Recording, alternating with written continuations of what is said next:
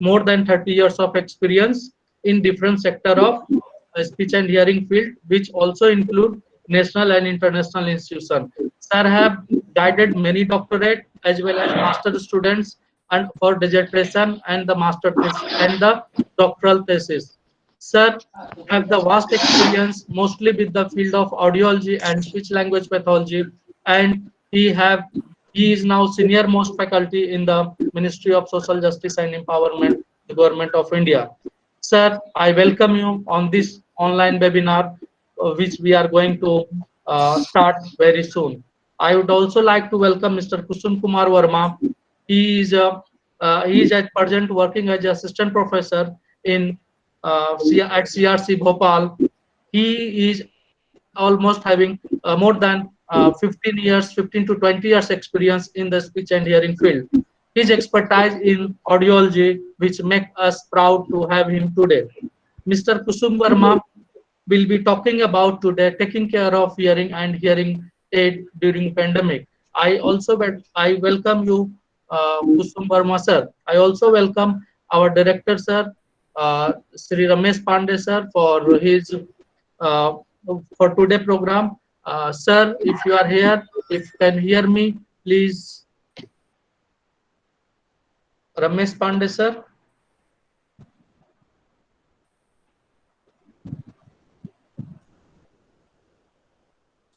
I think sir कहीं व्यस्त हैं, अभी जुड़ नहीं पाए हैं, मैं भी थोड़े देर में जुड़ेंगे। सर अभी नहीं जुड़े हैं सर। हाँ नहीं जुड़े अभी। तो मैं इस चाहूंगा I welcome Dr. Arun Banik sir for this platform, and I think we should start, and when the director sir join, he will have his speech for this program. So I welcome you once again sir, Dr. Arun Banik sir, for your kind acceptance of program. Sir, you are welcome. Thank you, Dr. Rajiv Ranjan, for inviting me to this very important webinar on taking care of hearing aids during this pandemic session. Dr. Ramesh Pandey, the Director of Composite Regional Center, Lucknow, my other colleague, Dr. Rajiv Ranjan, Dr. Kusum Verma. I could see my own colleague, Dr. Jagdish Gupta ji, who is seen, namaskar, and मेरे प्रिय छात्र छात्री जहाँ यहाँ दिखाई पड़ते हैं, from the various center, from the various college जो यहाँ पार्टिसिपेट किए हैं, इनमें जो मैं दिखाई पड़ते हैं, इनमें से कुछ स्टूडेंट है जो BSLP के स्टूडेंट है, जो आलिया भट्ट इंस्टीट्यूट की स्टूडेंट, B.Ed की स्टूडेंट भी इसमें कुछ जुड़े हुए हैं। हमें खुशी है डॉक्टर राजीव रंजन जी CRC लखनऊ की तरफ से इतने बड़े एक वेबिनार उन्होंने आयोजन किए हैं, और इस वेबिनार में मुख्य अतिथि के रूप में मेरे को 2 शब्द कहने के लिए आपने मेरे को समय दिए है, इसलिए मैं बहुत बहुत आभारी हूँ। एज ए प्रोफेशनल, जो राजीव रंजन जी ने बोला है, एज ए प्रोफेशनल मैं जरूर 2 बात मैं कहने जाऊंगा। जो वर्तमान ये जो स्थिति है, कोविड-19 जो पेंडेमिक सिचुएशन है, इस सिचुएशन में हम प्रोफेशनल, हम टीचर, हम अथॉरिटी, एडमिनिस्ट्रेटर, हर क्षेत्र में हमें एक कठिन हमेशा every step we are facing lot of problem, even for the clinical works, even for the rehabilitation work, even for the teaching work. Everywhere we are facing problem during the pandemic session. The entire lifestyle has been changes. It is very important for us, everyone, to develop some criteria, a standard operational criteria, how to manage the different in this situation during the pandemic session.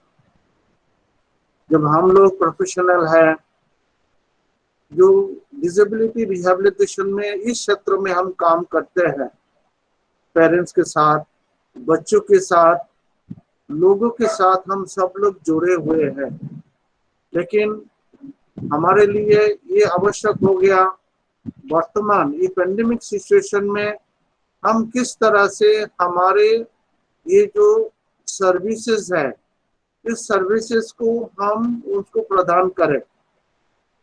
Standard operational guidelines, the criteria हमें कैसे develop करें, ये हमारे लिए बहुत important हो चुका है। वर्तमान भारत सरकार विभिन्न जो मंत्रालय इसी के आधार पर चर्चा करते हैं विशेषज्ञ के साथ, जो हमें इस वर्तमान किसी को जो इनकी जो डेवलपमेंट में जो किसी प्रकार की असुविधा ना होकर हम किस तरह से एक स्टैंडर्ड गाइडलाइन डेवलप करके हमारा सर्विसेज को हमें प्रदान करें, ताकि उनकी जो डेवलपमेंट है उसमें कुछ बाधा ना हो। In terms of the education, special education, in terms of children with special needs, उनके लिए क्या जरूरत है, इस क्षेत्र में हमें जरूरी है, हमें प्रति रूप से हमें काम करना, प्रति रूप से हमें एक गाइडलाइन जरूरी है। सबसे पहले जो आज हमारे जो कलीग कुसुम वर्मा जी ने जो कहने जा रहा है, taking care of hearing aids and hearing aids during pandemic, ये बहुत एक इम्पोर्टेंट इशू है, एक बहुत ही एक अच्छा टॉपिक में उसके ऊपर बात कर रहा है। मैं आशा करता हूँ जो वर्तमान hearing aid care, hearing and maintenance, not only the hearing and even for other aspects, the cochlear implant or any hearing devices, उस डिवाइसेस को वर्तमान इस सिचुएशन में हम किस तरह से उसको मैनेज करें। अगर घर पे बच्चों को अगर कोविड हो गया तो फिर वो सेट्स एंड अप्लायंसेस को हम किस तरह से मैनेज करें। घर पे माता पिता को कोविड हो गया तो फिर माता पिता बच्चों के साथ किस तरह से मैनेज करे, वो एड्स एंड अप्लायंसेस को हैंडल करे। घर पे परिवार में कोविड हो गया तो बच्चों के साथ उस एड्स एंड अप्लायंसेस को किस तरह से हैंडल करे। ये जो एवरी स्टेप में जो ये जो सिचुएशन पैदा हुआ है, कठिन पैदा हुआ है, इस कठिनाई का हम कैसे हम मैनेज करें। हम सब लोग हम जानते हैं वर्तमान इस सिचुएशन में सिंपल हम जैसे आज मास्क यूज करते हैं, हैंड सैनिटाइजर यूज करते हैं, डिस्टेंस मेंटेन करते हैं, क्लीनलीनेस मेंटेन करते हैं, ताकि ये जो प्रदूषण वातावरण में जो प्रदूषण है, इस प्रदूषण के हमें किस तरह से कंट्रोल करें। उसी प्रकार आज घर पे अगर कोविड है, एक बच्चे हियरिंग इम्पेयर्ड है, आगे कॉक्लियर इम्प्लांट यूज कर रहे हैं, हियरिंग एड यूज कर रहे हैं, या थेरापी ऑनलाइन थेरापी दे रहे हैं, लेकिन बच्चों को आक्रांत हो गया कोविड सिचुएशन में, इस पेंडेमिक सिचुएशन में, तो हमारे पास क्या गाइडलाइन है। We do not have a standard guideline. WHO, World Health Organization, now they are working. Many researchers are working in this area. Even some of the area, even I have also taken some research study. Then in the pandemic situations, how to manage, how to maintain. So taking the parental to a research study now, every step people are working on this, so that based on the problems we identify, we can able to give some solution. तो हम जो teachers है, आज जहाँ यहाँ दिखा 250 teachers professional हम लोग यहाँ मौजूद है। हम सबके लिए जरूरत है स्कूल में अगर बच्चों को अगर कोविड हो गया है तो एड्स एंड अप्लायंसेस मेंटेन हमें किस तरह से स्टैंडर्ड ऑपरेशनल गाइडलाइंस को हम मेंटेन करें, ताकि वहाँ स्कूल के अथॉरिटी को भी हम बता पाए जो इस सिचुएशन में किस तरह से हमें उसको मैनेज करें, how to care all such things. This is very important. That is why my personnel as a professional, as a मेरे को चीफ गेस्ट बुलाया, इसलिए उसने नहीं, मैं एज ए प्रोफेशनल में इतना ही थोड़ा दो टिप्स में कहना चाहूंगा, जो अगर इसी प्रकार की जो अगर स्थिति आए हैं तो ये इम्पोर्टेंट है जिस तरह से हम केयर मेंटेनेंस करते हैं। पेरेंट्स को अगर कोविड हुआ है तो still they can use, my personal advice, they should use the hand gloves, they should use the PP kit when using such hearing aid to the child, even cochlear implant, वो PP kit करके उसको implant को use करना है, not to touch directly, even for the cleaning the hearing aids, not to use the sanitize directly on the microphone or the aids and appliances which may spoil, like जब जब हमें mobile पर भी आप sanitise करते हैं, don't put the spray on the directly on the mobile, it will spoil your mobile, तो put on A cotton और ऑन ए क्लॉथ, उसमें डाल के फिर आप पूछो। तो इसी तरह से भी पेरेंट्स को भी गाइड करना जरूरी है, उनको शिक्षा देना जरूरी है, क्लासरूम में भी उनको शिक्षा देना जरूरी है, हर बच्चों के लिए भी जरूरी है। अगर घर पे माता पिता को कोविड हुआ है तो बच्चों किस तरह से उसको मैनेज करें, अगर माता पिता को कोविड हुआ तो बच्चों के साथ वो एड्स एंड एप्लायंस को किस तरह मैनेज करें। ये जो एक इम्पोर्टेंट सिचुएशन है, इसको हमें इस दौर पर बहुत गंभीरता के साथ लेना जरूरी है। इवन जो टीचर्स है, आप लोग जो टीचर्स है, आप ऑनलाइन क्लासेस लेते हैं या ऑफलाइन क्लासेस ले रहे हैं, उसमें भी आपको अभिभावक को भी ये आपको उनको जानकारी देना जरूरी है, ताकि अभिभावक भी सीखे वर्तमान पेंडेमिक सिचुएशन से ये बात को, ये जो संदेशा है उसको कैरी करें और उसको उसी हिसाब से हम किस तरह से समाज में, किस तरह से हमारा परिवार में, किस तरह से हमारे देश में इस कोविड को हम कंट्रोल कर पाए और इसको भी कंट्रोल करके इस समस्या का हल निकाल सके। इसी प्रकार से हमें सोचना है एज ए शिक्षक, as a professional, when we will be doing the clinical practice also, we must taking care, we must give such guidelines to the patient, to the parents, to the children, even for not only hearing aids, but other aids and appliances, even for other all disabilities. Such guideline has to be adopted, and such guideline has to be learned for everybody, so that we can maintain well along with the aids and appliances used by the children with hearing impairment or any other disabilities. This is very important, and I hope this आज की जो webinar है बहुत एक important webinar है। इस webinar से हमारे मित्र, हमारे कलीग कुसुम वर्मा जी जो आपको कहने जा रहा है, इस सभी को, सारा स्टूडेंट, स्टाफ, प्रोफेशनल जो लोग भी है उपस्थित है, उनसे आपको बहुत ही अच्छा जानकारी मिलेंगे एवं वर्तमान ये जो कठिन सिचुएशन आया है इसको आप सामना कर पाएंगे और इस संदेशा को लेके आप भी शिक्षा दे पाएंगे, either in any form, whether it is online, offline, or any form of way that when you are conducting some educational program, your message should be transferred in such a way so that everybody should learn, irrespective of all community, culture, religion, everybody. The disease is same. जो corona कोई मुंह देख के नहीं आता है, ये किसी को भी हो सकता है।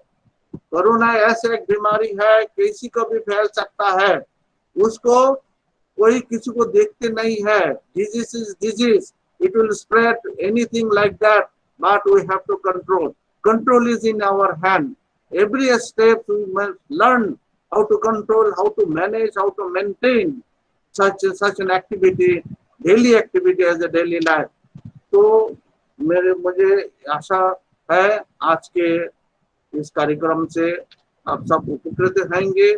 इसी प्रकार से आप लोग आप जुड़े रहिए। Even I have been also doing many webinar, and shortly I will be talking some webinar. If people still can join, I can send the link. Maybe कुछ स्पीच लैंग्वेज पैथोलॉजी डिपार्टमेंट से कुछ ना कुछ मैं programme, बहुत सारे programme है, आप भी उसमें जोड़िए, उसमें आपको भी बहुत फायदामंद होएगा। तो हम आज के हमें बुलाने के लिए आप सबको बहुत बहुत धन्यवाद। जो डायरेक्टर रमेश पांडे जी, जो एंड राजीव रंजन जी, एंड जो Ramesh Pandey, he has come. Ramesh, how are you? Is fine. So even the today's resource person, the Kushum Verma ji, everybody, even my old colleague Jagdish Gupta ji. Sir, yes, sir. I'm sir. Okay, namaskar. So thank you very much calling me, inviting me as the chief guest, and I wish you all success for this seminar. If at any time, any technical guidance, anything you require, you can always call me. Thank you very much, and best wishes to all of you. Thank you, धन्यवाद। बहुत बहुत धन्यवाद sir, आपने हमारा आमंत्रण स्वीकारा और CRC के इस वेब आधारित पटल पर आपने अपना आशीर्वचन और हमें एक रोड मैप प्रदान किया। आपका बहुत बहुत धन्यवाद सर। पूरी सीआरसी टीम आपको सादर प्रणाम करती है। अब मैं आमंत्रित करता हूं हमारे निदेशक श्री रमेश पांडे सर को कि आप आए और आज के कार्यक्रम में अपना आशीर्वचन प्रदान कर हमें कार्यक्रम को अग्रमुख करने में निर्देश करें। श्री निदेशक sir.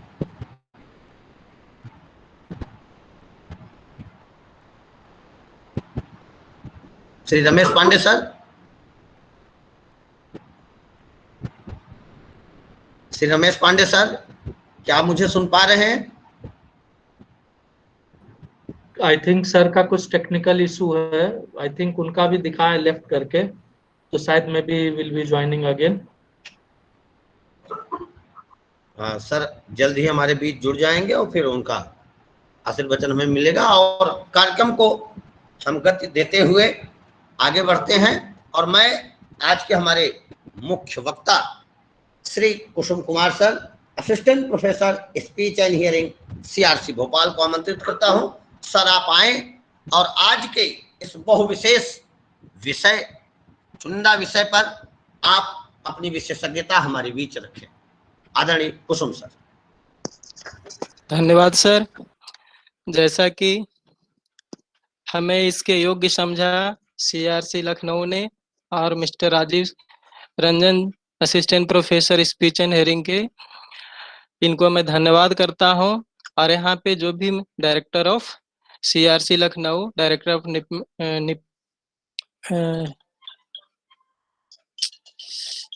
Director of NIEPID, all CRC family को मैं बहुत बहुत धन्यवाद कर, सीआरसी लखनऊ को मैं बहुत बहुत धन्यवाद करता हूं। तथा यहाँ पे उपस्थित जितने लोग भी, जिसमें हमें कुछ लोग हमारे शिक्षक भी दिखाई दे रहे हैं, कोई फ्रेंड हैं, कोई स्टूडेंट्स भी हैं, जो सभी लोग यहाँ पे वेबिनार में उपस्थित हैं। इस पैंडेमिक कंडीशन में इस माध्यम से हम अपने एक दूसरे के बीच पहुंचने का एक माध्यम भी है और अपने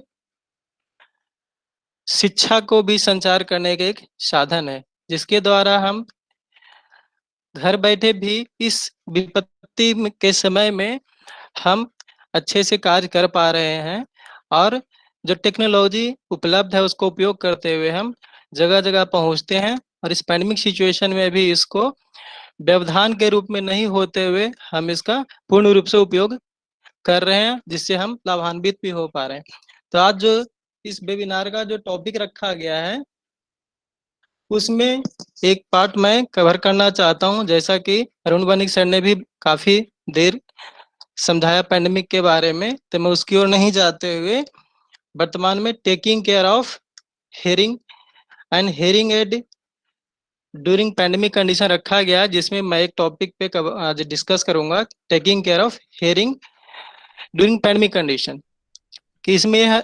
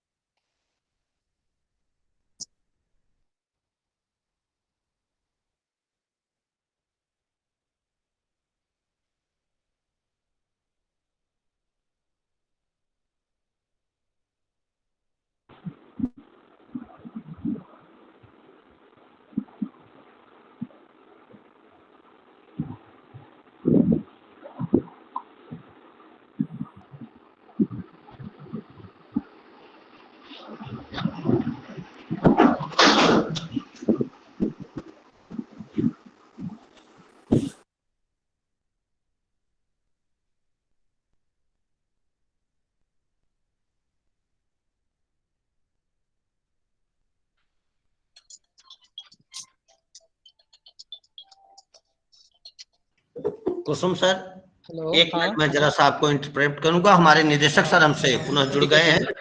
हेलो। श्री रमेश पांडे सर, आपसे निवेदन है, कृपया आप अपना नहीं, रॉन्ग आशीर्वचन नंबर। हमें प्रदान करने की कृपा करें। श्री रमेश पांडे सर।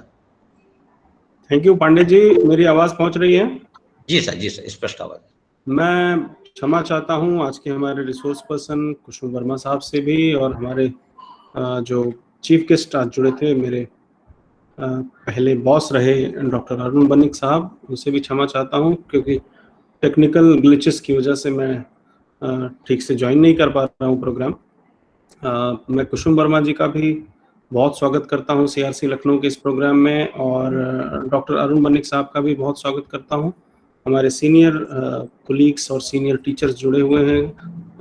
जगदीश गुप्ता साहब, आपका भी बहुत स्वागत करता हूं, और बहुत ज़्यादा समय ना लेते हुए अपने सभी पार्टिसिपेंट्स का भी स्वागत करता हूं, और अपने सीआरसी लखनऊ के सभी ऑफिसर्स, स्टाफ और दूसरे जो इस प्रोग्राम के कोऑर्डिनेटर्स हैं, राजीव जी और संतोष, अमित, विकास, नागेश जी, आप सबका के प्रति आभार भी व्यक्त करता हूं। मैं बहुत ज़्यादा समय नहीं लूंगा। कुसुम साहब अपना प्रेजेंटेशन शुरू कर चुके हैं, मैं कार्यक्रम में जुड़ा हुआ हूं आप लोगों के साथ। बहुत बहुत धन्यवाद। कुसुम साहब, प्लीज प्रोसीड प्लीज।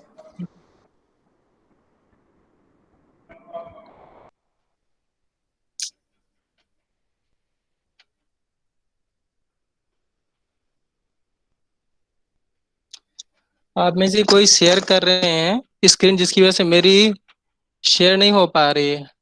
अनिल करवंदे जी, आप अपना स्क्रीन शेयर ना करें ताकि मैं अपना स्क्रीन शेयर करूं और प्रेजेंटेशन कंटिन्यू कर पाऊं मैं।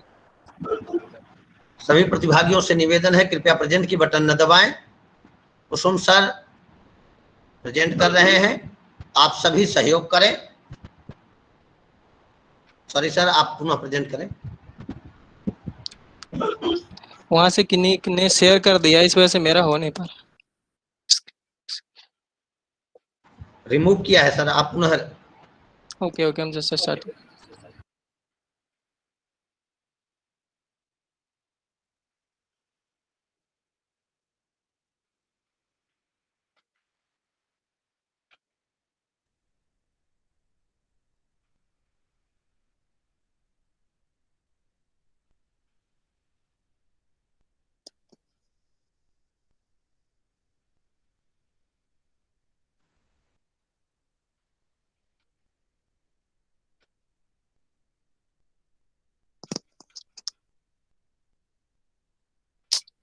फिर से अनिल जी ने प्रेजेंट करके वो कर दिया इसको।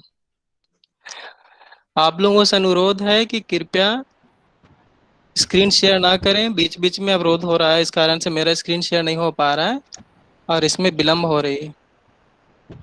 अनिक खरवदे जी, कृपया आप प्रेजेंटेशन का बटन न दबाएं। हमारे साथ कई हमारे दृष्टि दिव्यांग साथी जुड़ते हैं, कुछ लिमिटेशन है, कुछ समस्याएं होती हैं, लेकिन आपसे निवेदन है प्रेजेंट की बटन न दबाएं आप।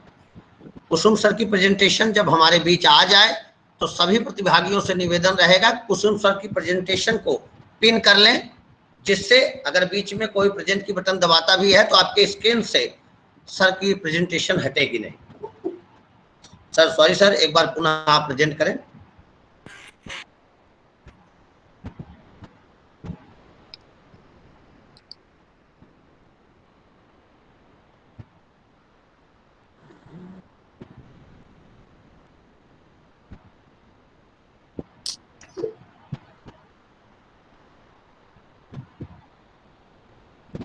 प्रेजेंटेशन आई है सर, पीपीटी ऑन करें।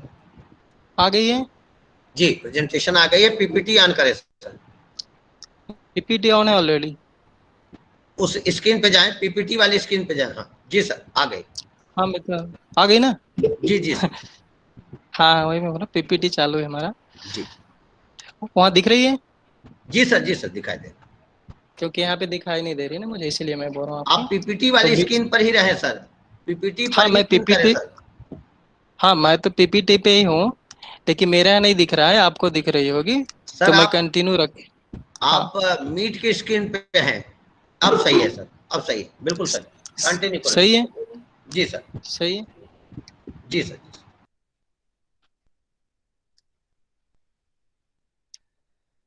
तो जैसा कि हमने बताया अपने बारे में, पहले ही इंट्रोड्यूस कर दिया है कि मैं सीआरसी भोपाल से Kusum Kumar Verma, assistant professor speech and hearing हूँ। और आज का मेरा जो टॉपिक है वह taking care of hearing during pandemics. इसमें हम पहला देखते हैं कि जैसा कि हम लोग जानते हैं कि हमारे पास 5 सेंस ऑर्गन होते हैं, जो सभी को पता है, बचपन से जान सीखते हैं या बचपन से पढ़ रहे हैं। जिसमें eyes, ears, nose, tongue and skin होता है। तो आँख, कान, नाक, जीभ और स्किन हमारे जो है ये 5 सेंस ऑर्गन होते हैं।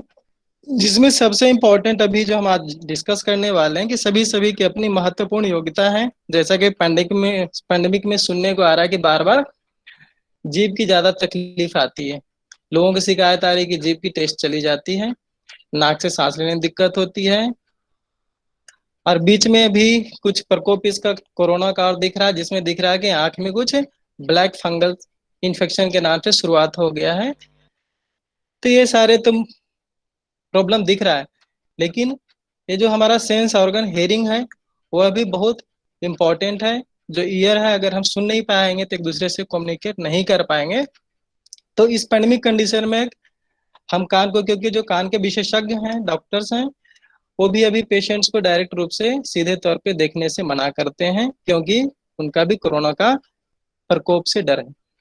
तो इसको ध्यान में रखते हुए हम पहले बचाव रखें, कान की बचाव करें, ताकि हमें आगे की परेशानी देखने को और सुनने को ना मिले, जिससे हम अपने जीवन को सामान्य रूप से आगे बढ़ा सकें।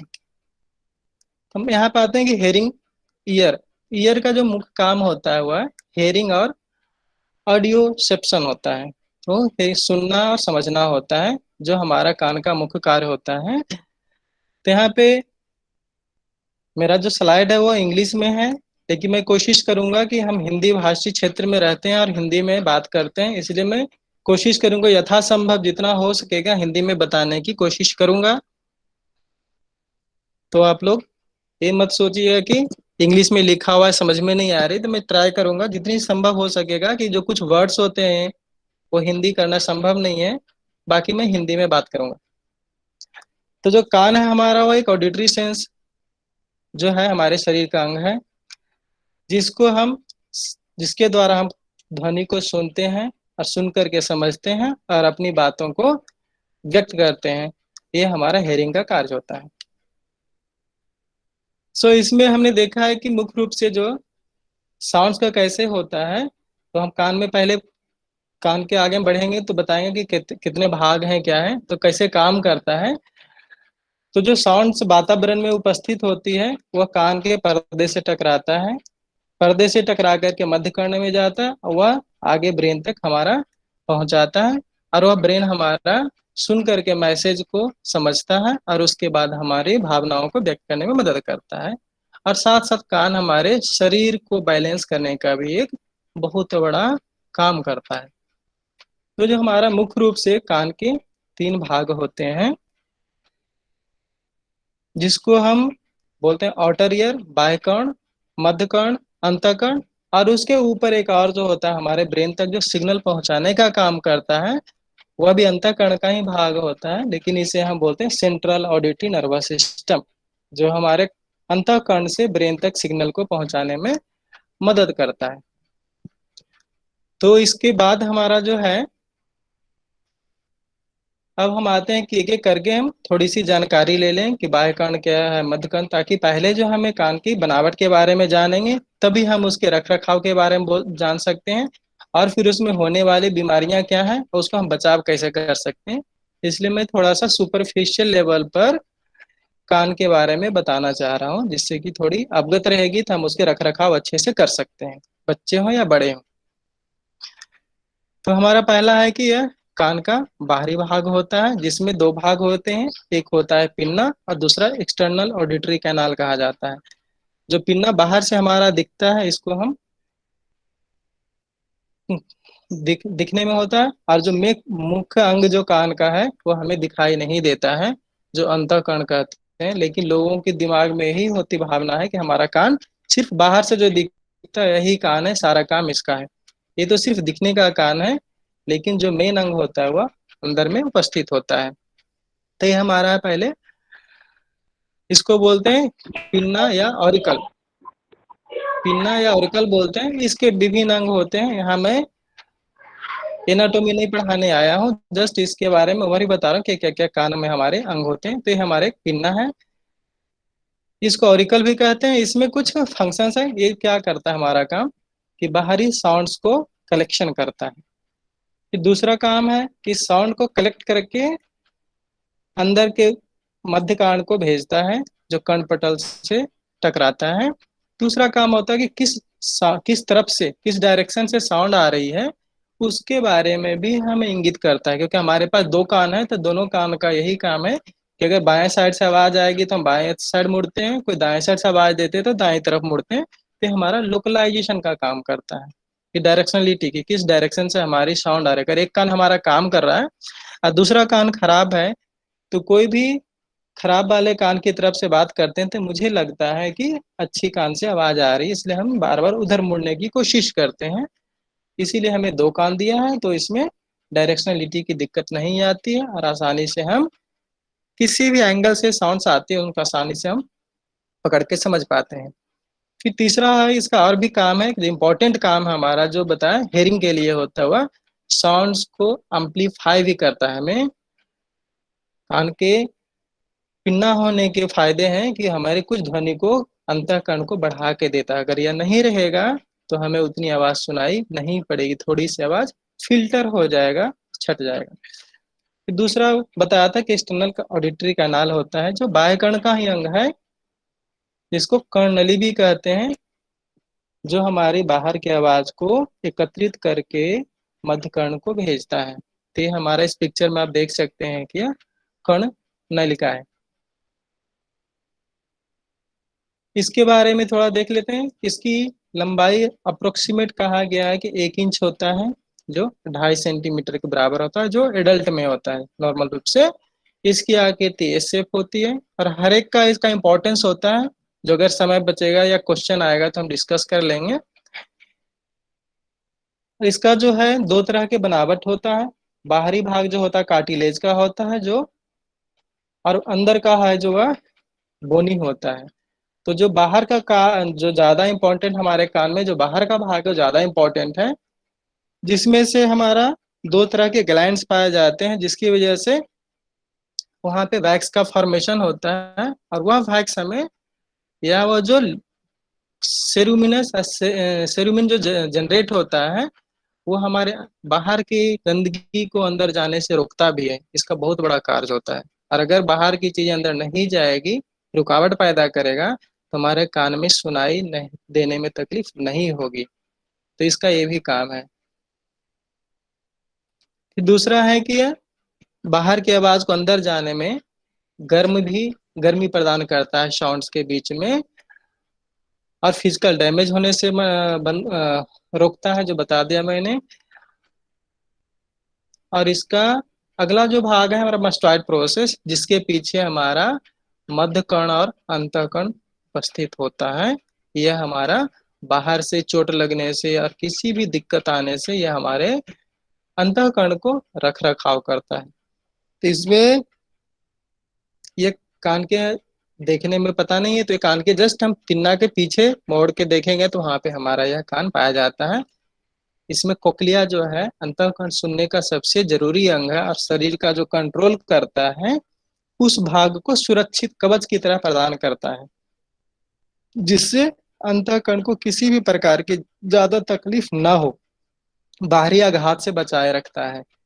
और अगर अंदर का आघात होगा तो उससे यह बचा नहीं सकता, लेकिन बाहर के आघात किसी भी प्रकार की आती है तो उससे बचाने में मदद करता है। और यह एक हवा से भरी हुई कैविटी होती है, जो उसको ऑक्सीजन भी सप्लाई करने में मदद करती है। इसके बाद आता है जो बाह्य कर्ण में एक और पार्ट होता है, जिसको हम बोलते हैं टिम्पैनिक मेम्ब्रेन, कर्णपटल होते हैं। कान का, बहुत लोग बोलते हैं कान के पर्दा, ये बहुत ही पतला होता है जैसा कि आप देख रहे हैं, और यह हमारे एक दीवार की तरह काम करता है जो बाहर की चीजों को अंदर जाने से रुकावट पैदा करता है। और अब इससे अधिक कंट्रोल से बाहर होगा तो बाहर की चीजें अंदर जा पाएगी, मध्य कर्ण में जा पाएगी, नहीं तो ये हमारे कान को एक दीवार की तरह काम करता है और यह रुकावट करता है। तो इसके बारे में हम थोड़ा देख लेते हैं। यह एक पतली झिल्ली नुमा मेम्ब्रेन होती है जिसकी थिकनेस बहुत पतली होती है, क्या बोलते, कागज से भी पतली होती है और इसके द्वारा साउंड्स को ट्रांसफर करने में मदद करता है। और यह जो बाहर की ध्वनि आती है वह अधिक ध्वनि को एनर्जी प्रदान करते हुए अंदर की ओर भेजता है। अगर यह नहीं रहेगा तो हमें पूर्ण रूप से सुनाई नहीं पड़ेगी, बहुत सारी ध्वनि फिल्टर होके छट जाएगा जिसके कारण हमें कान से सुनाई देना बंद हो जाएगा। इसलिए यह साउंड को बढ़ाने का भी काम करता है, साथ में रुकावट का भी काम करता है और यह एक दीवार की तरह भी काम करता है। फिर हम आते हैं आगे की ओर, मध्य कर्ण में आते हैं। तो मध्य कर्ण में हमारे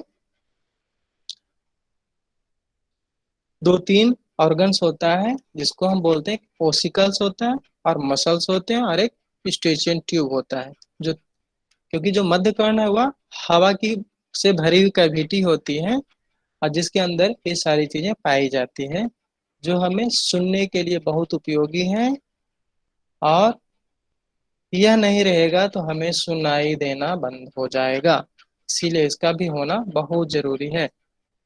तो इसमें जो 3 हड्डियां होती है, और हमें ये भी जानकारी होगी कि जो हमारे शरीर की सबसे छोटी हड्डी पाई जाती है, हमारे ह्यूमन बॉडी में जो सबसे छोटी हड्डी होती है वह कान के अंदर ही होती है जिसको हम अस्टेपिस बोलते हैं।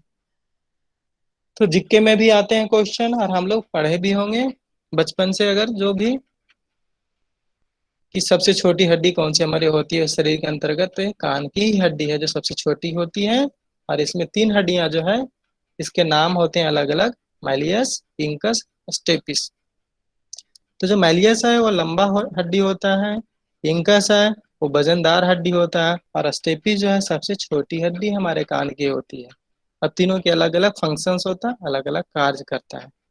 लेकिन यहाँ पे हम एनाटॉमी नहीं पढ़ने के बजाय हम इनके बारे में जस्ट एक अवगत हो रहे हैं कि क्या होगा तो हमें किस तरह से इससे बचना है और आगे की किस तरह से हमें पैंडेमिक कंडीशन में हेयरिंग से कैसे बच सकते हैं इनको बचा करके, इसलिए जानना जरूरी है। और यह जो है तीनों हड्डी मिल करके हमारे साउंड को भी बढ़ाता है।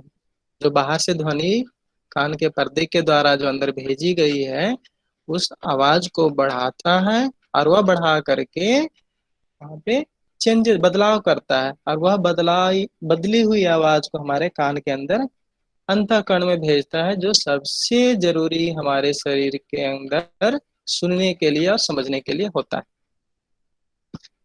मध्य कर्ण में एक और भाग है जो बताया मैंने, स्टेचियन ट्यूब होता है।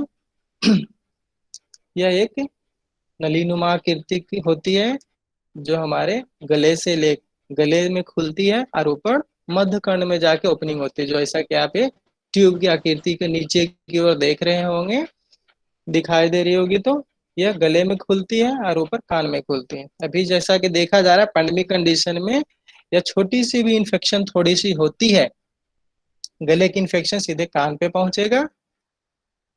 और पैंडेमिक कंडीशन में लोग इतने डरे हुए हैं कोरोना की वजह से कि लोग उपचार सही से करवा नहीं पा रहे हैं।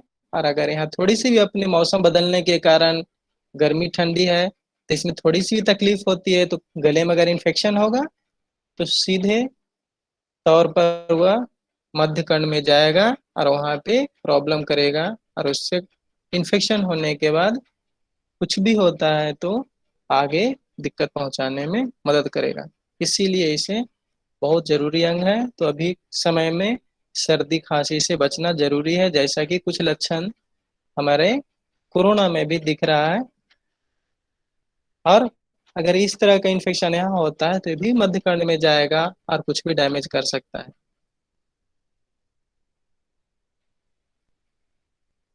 तो इसमें भी दो प्रकार के नली नली में, जैसे कि हमने एक्सटर्नल ऑडिटरी कैनाल में देखा कि दो चीजों की बनी होती है, यहाँ भी हमारा कुछ पार्ट जो है कार्टिलेज का बना होता है और कुछ पार्ट या बोन का बना होता है। इसमें जो मध्यकर्ण की होती है वो बोनी पार्ट होता है और जो लोअर पार्ट जो गले में खुलती है वो कार्टिलेज का होता है।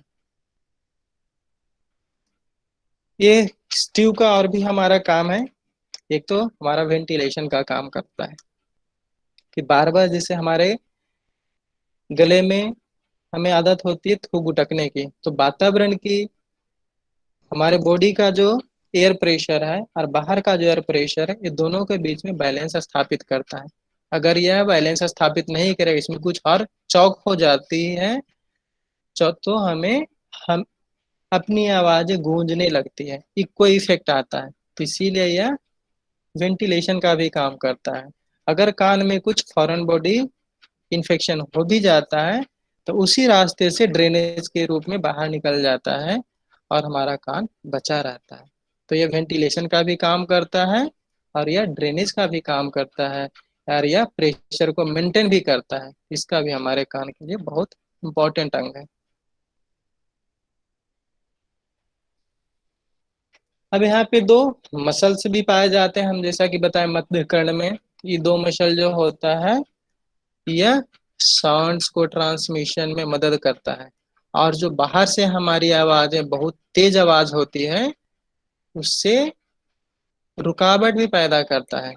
नहीं तो अगर जितनी आवाज आती है, जैसे कि रेडियो बजता है, डीजे होते हैं, पार्टी होती है, तो इन सारी अगर किसी प्रकार की अधिक तेज होता है तो उस आवाज को यह पूर्ण रूप से अंदर जाने से रोकता है और कान को भी सुरक्षा प्रदान करता है, जिससे कान के हड्डियां और पर्दे में अब जागते हुए डैमेज होने से रोकता है।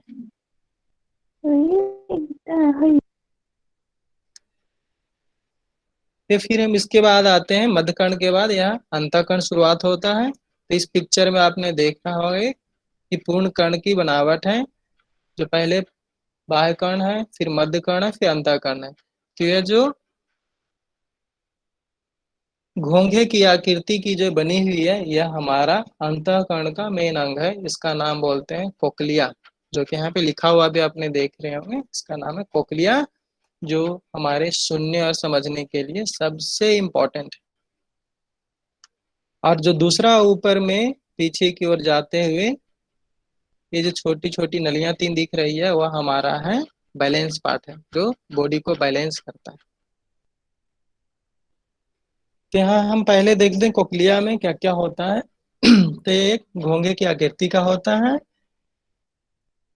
यह घोंघे के अनुरूप ही यह टर्न लेता है, जो कवच के रूप में हड्डी के बीच में मेम्ब्रेनस पार्ट जो है वह सुव्यवस्थित स्थित रहता है, जिसको कवच के रूप में काम करता है हड्डी, और वह सुरक्षा के रूप में स्थित होता है। अब इसमें जो हमारे पार्ट उसको हम अगर काट के देखा गया है तो इसमें पाया गया है कि जो एक अंग होता है वह ऑर्गन ऑफ बॉडी। तो जो कोक्लिया को अगर हम काटते हैं तो उसमें छोटे छोटे और भी अंग होते हैं जो हमें सुनने में और साउंड को आगे भेजने में तथा अलग अलग फ्रीक्वेंसी की ध्वनि को पकड़ने में मदद करता है। उसका यह जो है यह काम करता है ऑर्गन ऑफ कोटाई बोलते हैं। यही मुख्य अंग है जो साउंड को किस ध्वनि के बारे में, मोटी आवाज है, पतली आवाज है, सारी ध्वनि का यही आकलन करता है और हमें ब्रेन को समझने के लिए भेजता है। और यहीं से हमें परसीव करते हैं कि कौन सी साउंड है।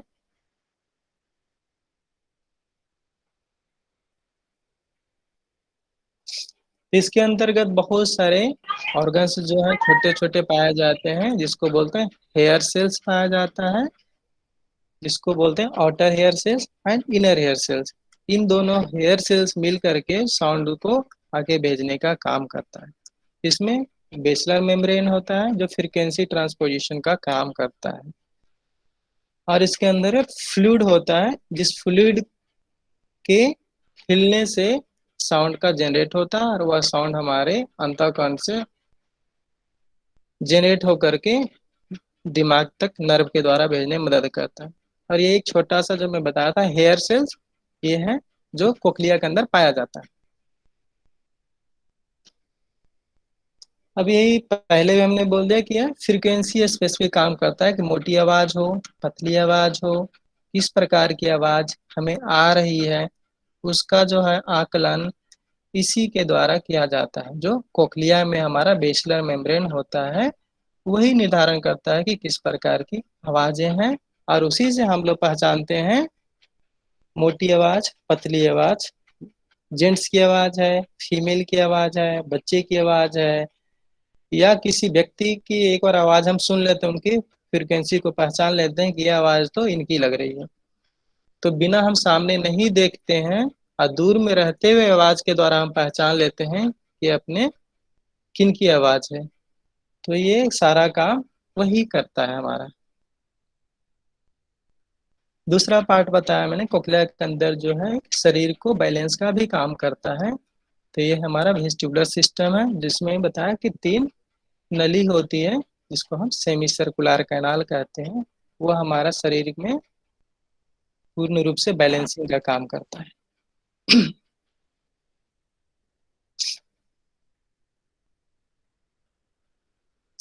अब लास्ट पार्ट इसका जो है सेंट्रल ऑडिटरी सिस्टम, जो हमारा कान तक खत्म होने के बाद अब समझने की जो क्षमता होती है कि ध्वनि को प्रोसेस करके हमारे ब्रेन तक भेजना, उस ध्वनि को एनालिसिस करना, उसका उत्तर बनाना, उसके जवाब देना, दोनों के बीच में समझ और बोली के बीच में जो ब्रेन के अंदर सामंजस्य स्थापित होता है, वो सारा काम यहाँ पे हमारा ब्रेन के अंतर्गत होता है।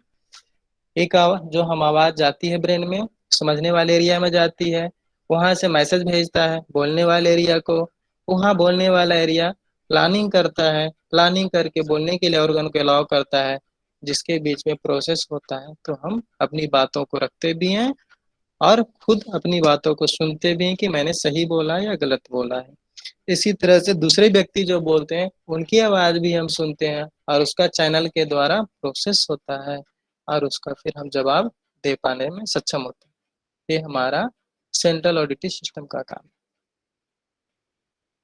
अब आता है कि अभी पैंडेमिक सिचुएशन तो है, तो हमें किस किस तरह की प्रॉब्लम आती है और जिससे हम कैसे बचेंगे, क्या क्या करना चाहिए, क्या क्या नहीं करना चाहिए, ताकि इस सिचुएशन में, गंभीर सिचुएशन में, एक तो मैंने पहले ही बताया कि डॉक्टर की सुविधा हम नहीं ले पा रहे हैं सही समय पे सही जगह पे, तो अगर हम इन चीज़ों से पहले बच जाते हैं, जो प्रॉब्लम आने वाली है या होती है, तो हमें कम से कम समय बाहर निकलना पड़ेगा, ज़्यादा से ज़्यादा समय हम घर में रह के अपने स्वास्थ्य के प्रति ध्यान रख पाएंगे।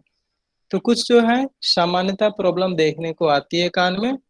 पहला है पेन इन द ईयर, कान में दर्द होना।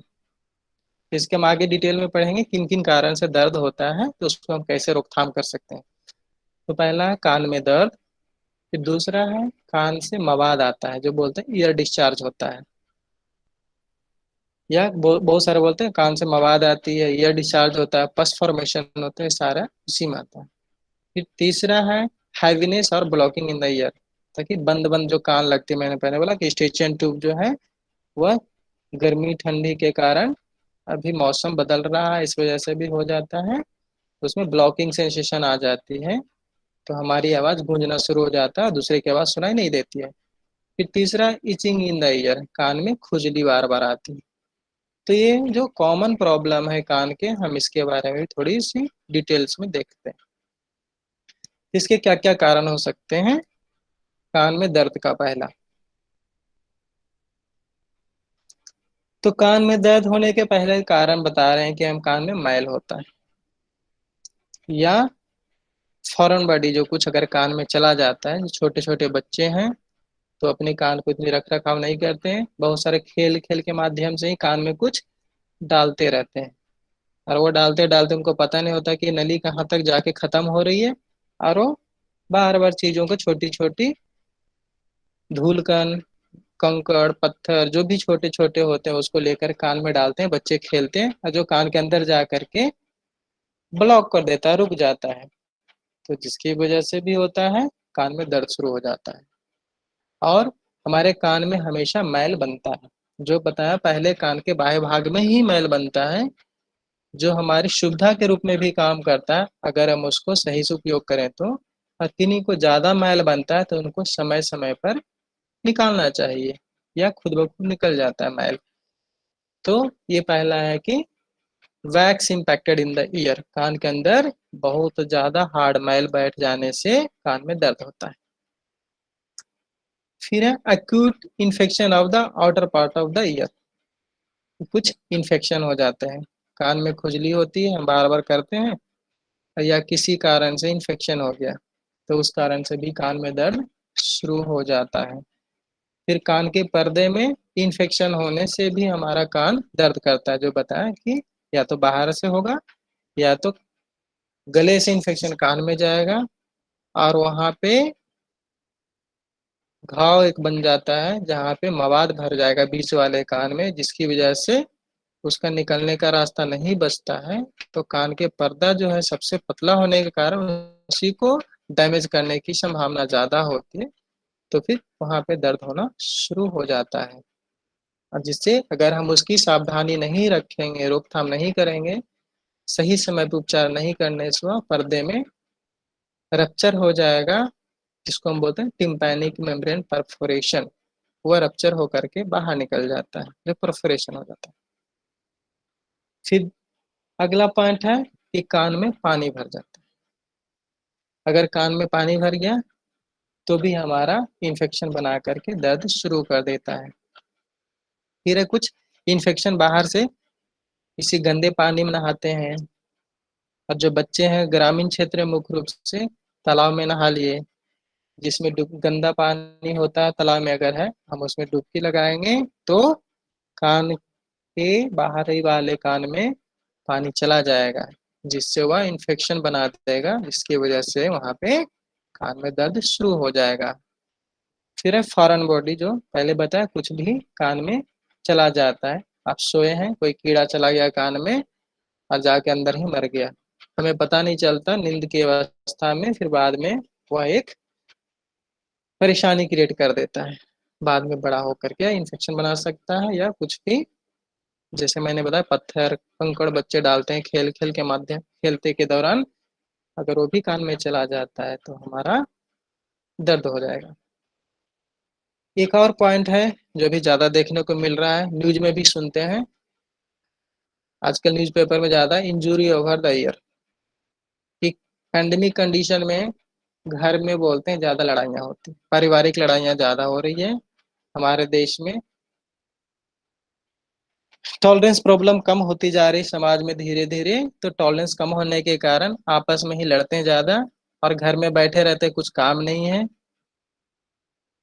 तो ज्यादा समय कुछ काम देखते रहते हैं, थोड़ी सी दिमाग में बैलेंस नहीं रहता है तो हम लड़ाइयाँ कर लेते हैं और किसी पे उसका गुस्सा निकालते हैं। तो अगर जो हम किसी भी व्यक्ति को घर में हो या बाहर में किन्हीं के से लड़ाइयाँ करके कान पे हम स्लैप करते हैं, थप्पड़ मार देते हैं, तो वह कान को किसी भी रूप में डैमेज कर सकता है। दो कान का पर्दा भी मोटा हो सकता है, फट सकता है, जो पिन्ना पहले बताया बाह्य अंग है जो कान, वह फूल सकता है, उसमें घाव हो सकता है।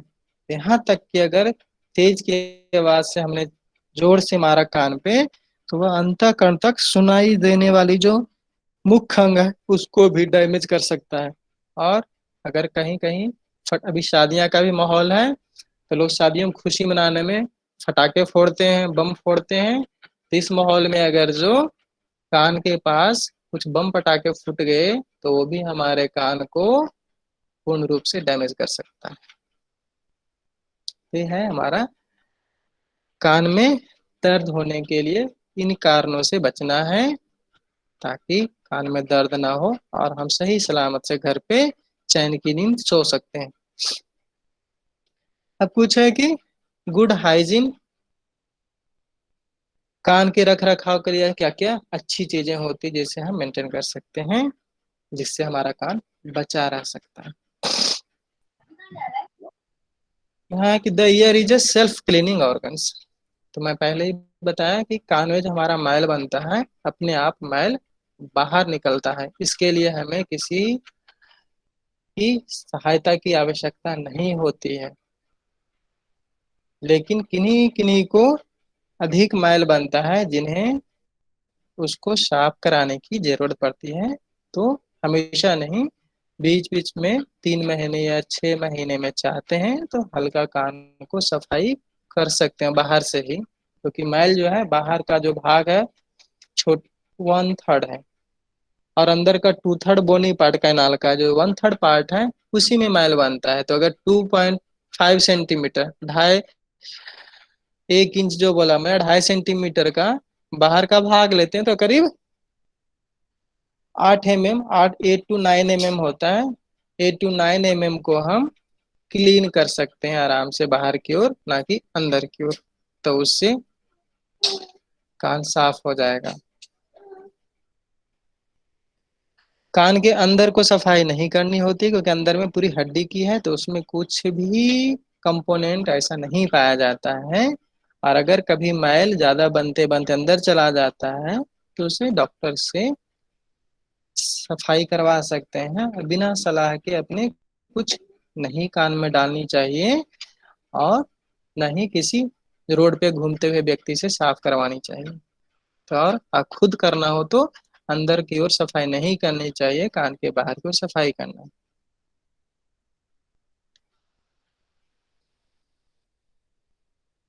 और जो बैक्स है वो हमेशा बनता है, सभी के कान में बनता है। अब वो हमारे ऊपर निर्भर करता है कि हम कितनी अच्छे से उसकी सफाई करते हैं और रख रखाव करते हैं, क्योंकि वह हमारे कान के लिए बहुत जरूरी भी है, जिससे कान से हमें कान को आगे रख रखाव भी करता है और मदद करता है।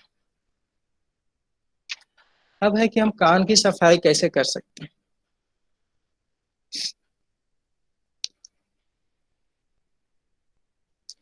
तो कुछ भी ज्यादा नुकीले चीजें अगर हम कान में डालते हैं उससे हमारा कान डैमेज हो सकता है। अगर नुकीली चीजों का स्किन पे भी पड़ेगा तो वहां पे रैशेस आ जाएगा, जिससे हमें बार बार खुजली होगी। इसीलिए हमें कुछ पिन पॉइंट जो होते हैं नुकीली चीजों को कान में नहीं डालना है।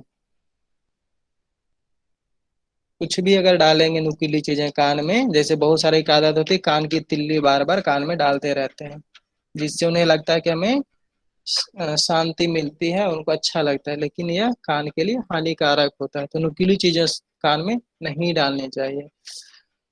और जो दूसरा चीज बताया मैंने कि अगर कान साफ करवाना है तो विशेषज्ञ से करवानी चाहिए, डॉक्टर से करवानी चाहिए, नहीं कि कहीं पे भी चलते हुए कोई जो बैगा लोग रहते हैं उनसे हम साफ करवा लें कान। और कान में एक्स्ट्रा चीज बिना सलाह के नहीं डालनी चाहिए, नहीं तो बहुत सारे की आदत होती है H2 हाइड्रोजन पेरोक्साइड डालेंगे तो कान में बबल्स के रूप में आएगा, वो मैल को बाहर कर देता है। ऐसा नहीं है। तो इसीलिए हम हाइड्रोजन पेरोक्साइड और कान में कोई ऐसी आयली सब्सटेंस नहीं डालनी, जैसे तेल बहुत लोग डालते हैं कि कान में तेल डालने से हमारा कान अच्छा रहता है, अच्छी सुनाई देती, जो कि ग्रामीण क्षेत्र में देखने को मिलता है। तो कान में कोई भी बाहरी चीजें नहीं डालनी चाहिए।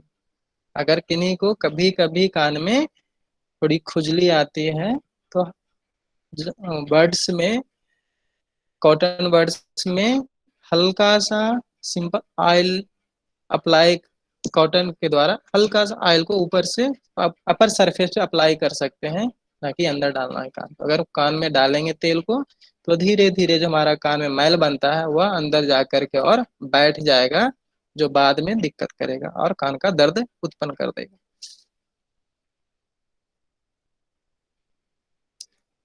यहाँ पे कुछ सावधानियां हैं कि कान के साथ क्या क्या करनी चाहिए और भी और क्या नहीं करनी चाहिए। यहाँ पे हम देखते हैं पहले क्या क्या कर सकते हैं, जो मुख्य रूप से छोटे बच्चों में देखने को मिलता है। तो जो माताएं होती हैं वह ब्रेस्ट फीडिंग यह हमारा जन्मसिद्ध अधिकार होता है माता का और बच्चे का भी, क्योंकि उसके बिना उन्हें प्रॉपर न्यूट्रिशन नहीं मिलेगा, और जो बच्चे जन्मजात छोटे होते हैं उनके लिए बहुत लाभदायक होता है। इसलिए ब्रेस्ट फीडिंग जरूरी है, लेकिन उसका ब्रेस्ट फीडिंग कराते समय सही पोजीशन का होना चाहिए। या बोतल फीडिंग कराते हैं तो सुला करके बच्चे को दूध नहीं पिलाने चाहिए। या ब्रेस्ट फीडिंग कराते समय उनको पोजीशन को सिर का ऊपर रखते हुए पैर के नीचे डायरेक्शन में रख के उनको ब्रेस्ट फीडिंग करानी चाहिए। नहीं तो अगर फ्लैट सुला के करेंगे तो बच्चे में कान की जो नली होती है, जिसे हम स्टेचियन ट्यूब बोलते हैं, मध्यकान में जो नली थी वह सीधी होती है। तो सीधी होने के कारण जो भी बच्चा दूध पिएगा लेट करके बोतल से या माँ से, वह सीधा होने पे सीधे तौर पर मध्य कर्ण में चला जाता है, और जिसकी वजह से बार बार कान में इन्फेक्शन होने की संभावना होती है। इसे हमें बचाव करना चाहिए। दूध पिलाना चाहिए, लेकिन पोजीशन को चेंज करते हुए पिलाना है। दूसरा है कि कुछ दवाइयाँ, जो पहले बता, दवाइयाँ लेनी है, लेकिन बिना डॉक्टर की सलाह के दवाइयाँ अपने आप नहीं लेनी चाहिए। जो कि अगर कान के बाहर भाग के लिए दवाई लिया तो भी वो हानि इन्फेक्शन दोबारा रिक्रिएट कर सकता है। और अगर जो कुछ दवाइयाँ ऐसी होती है जो बिना सलाह से लिया तो वह अंतःकरण को डैमेज कर सकता है। जैसे कि कुछ सिम्टम्स मलेरिया है और टाइफाइड को मिलता है, तो लोग ग्रामीण क्षेत्र में बिना किसी डॉक्टर की सलाह के क्यूनिन खा लेते हैं। चलो बुखार लग रहा है, मलेरिया हो गया होगा, इसलिए क्यूनिन खा लो। क्यूनिन खाने पे सीधे अंतःकरण को डैमेज करता है और उसे पूर्ण रूप से सुनाई देना बंद हो जाता है। सर सॉरी सर, इसलिए इंटरप्ट कर हमें, रहा हूँ आपको। पीपीटी आपकी सर हाँ, शो नहीं हो रही है, पुनः एक बार प्रेजेंट कर दें। Okay okay, just a minute.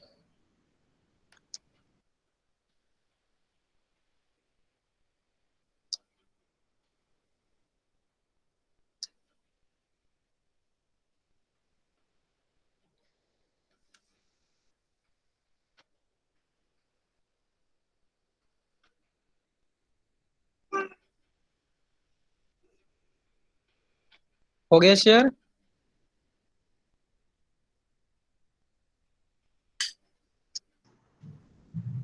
Share होने जी पे सर, बता दीजिएगा पीपीटी पे मुझे। आ जाइए सर, आ, पीपीटी पे आ जाइए, प्रेजेंटेशन आ आपकी आ गया? गई सर। आ गई? प्रेजेंट, हाँ ठीक है, स्क्रीन आ गई सर। जी सर, जी सर, आ गई ना? जी सर। तुम पहले बता रहे थे ब्रेस्ट फीडिंग के बारे में, दूसरा बता रहे थे मेडिकेशन के बारे में कि हमें जो भी मेडिसिन लेना है डॉक्टर की सलाह से लेना है। अगर बिना डॉक्टर की सलाह का हम कोई भी दवाई लेते हैं तो हमारे किसी भी अंग को डैमेज कर सकता है। और अगर कुछ मेडिसिन जो है ग्रुप है वह मुख्य रूप से कान को डैमेज करता ही करता है। तो इसीलिए हम उसे सावधानी बरतने के लिए डॉक्टर की सलाह से ही दवाइयाँ लें।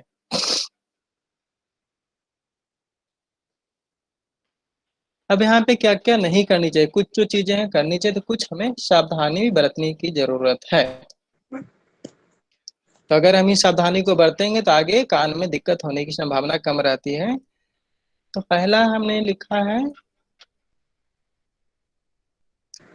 गंदे पानी, जो पहले हमने डिस्कस किया कि तालाब में बच्चे नहाते हैं तो गंदे पानी या किसी तरह से नाले में गिर जाते हैं। होली का सीजन आता है, ग्रामीण क्षेत्र में अच्छे से होली खेलते हैं और वहां पे नाली का भी पानी से खेल लेते हैं, गलती से कान में चला जाएगा तो इन्फेक्शन आ जाएगा। तो यहाँ पे हम बताना चाह रहे हैं कि गंदे पानी को कान में जाने से रोकना है, नहीं जाना चाहिए।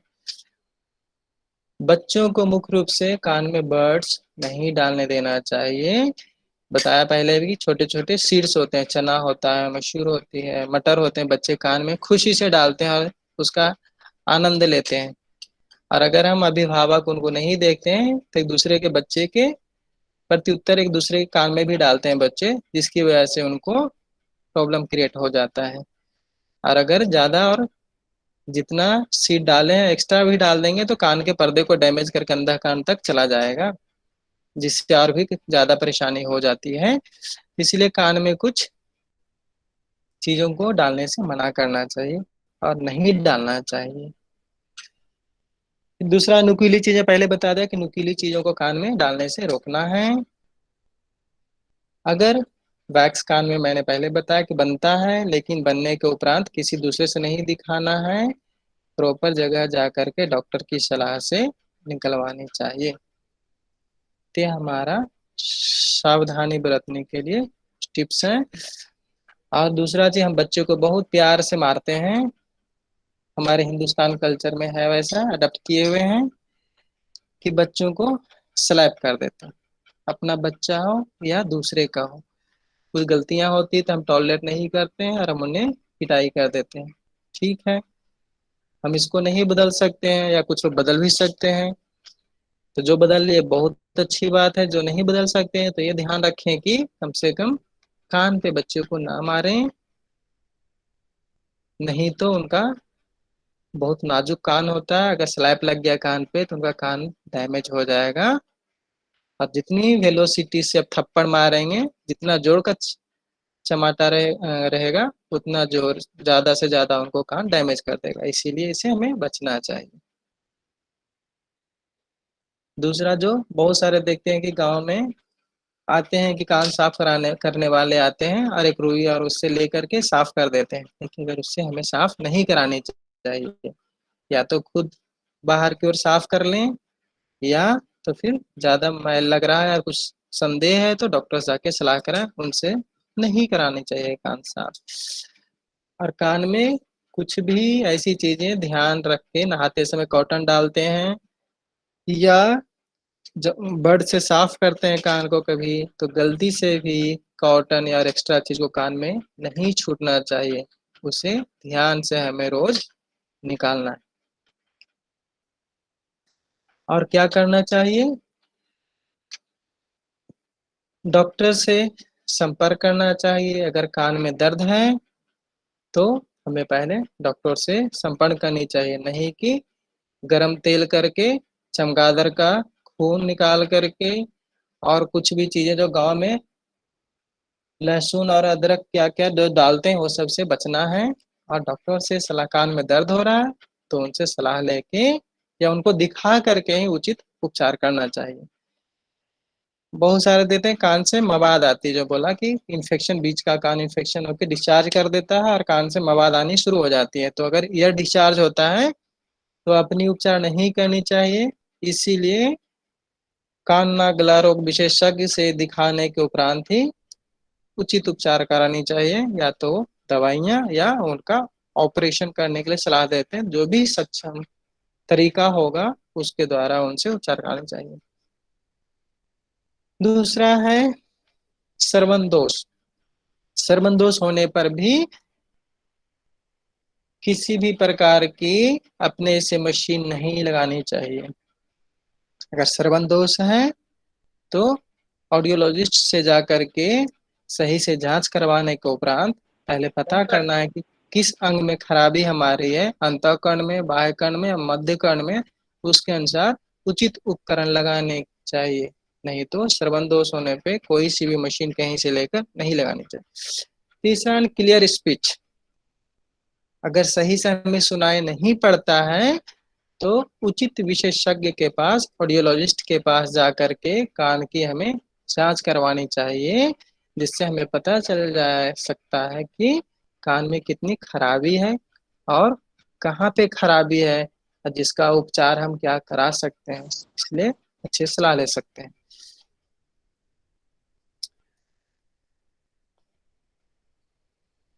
फिर है कि अभी के समय पैंडेमिक सिचुएशन में बहुत सारे सुनाई नहीं देती है, घर बैठे हैं, बुजुर्ग लोग हैं, टीवी देखते हैं लेकिन उनको टीवी की सुनाई नहीं देती है सही से, फिर बाद में बोलते जोर जोर से चिल्लाओ। और अभी घर में रहते हैं तो एक दूसरे पे से फ्रस्ट्रेशन निकालते हैं, क्योंकि सामाजिक परिवेश भी पूर्ण रूप से दूर हो गया है, सिर्फ अपना ही दिख रहा है, घर के चार दीवारी के अंदर जो है वही हमारा परिवार रह गया है और समाज पूर्ण रूप से कट गया है। तो जो बुजुर्ग होते हैं उनको समाज की ज्यादा आवश्यकता होती है, ताकि अपनी बातों और भावनाओं को व्यक्त करें, शेयर करें अपने उम्र वालों के साथ। तो इसीलिए उनको हियरिंग लॉस होता है, तो हियरिंग लॉस के कारण वह दूसरे की बातों को नहीं सुन पाते हैं और दूसरों लोग उनसे बातें नहीं करते हैं, क्योंकि उन्हें चिल्ला चिल्ला करके बातें करनी पड़ती हैं। इसीलिए सही, अभी पैंडेमिक कंडीशन में भी टेलीमेडिसिन के द्वारा या टेली ऑडियोलॉजी के द्वारा श्रवण जांच करा के उपचार कराना चाहिए। फिर encourage person to family schools community to treat the deaf as normal। तो बहुत सारे जो डेफ व्यक्ति हैं, जो हार्ड ऑफ हेयरिंग है, छोटे छोटे बच्चे हैं, वो भी घर में रह रहे हैं, उनको सुनाई नहीं देता है मशीन से।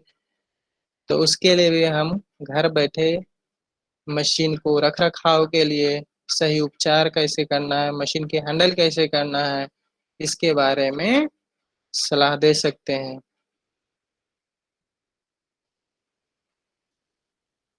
ये हमारा आज का केयर ऑफ हेयरिंग केयर के बारे में था। And thank you. अगर कोई क्वेश्चन है तो आप लोग पूछ सकते हैं इससे संबंधित।